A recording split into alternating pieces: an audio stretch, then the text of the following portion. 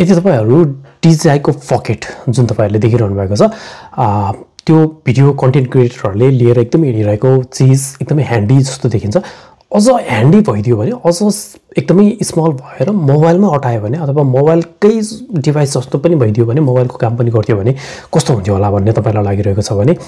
अब त्यो कल्पना साकार बनाउने वाला छ Honor ले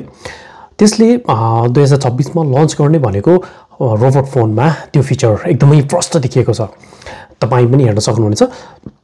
यो एकदमै युनिक जस्तो देखिएको छ हैन जसले चाहिँ AI को फुल्ली फीचर सपोर्टहरु गर्ने रहेछ जसले तपाईको लोकेसनहरु ट्र्याक गर्ने हैन प्लस तपाईलाई ड्रेस कोडहरु पनि मिलेछ छैन भनेर भन्दिने बच्चाहरुलाई यो चाहिँ बोलाउने अनेक खालको देखाइरहेको छ के अनि एकदमै फुल्ली गिम्बल फीचर देखाइरहेको छ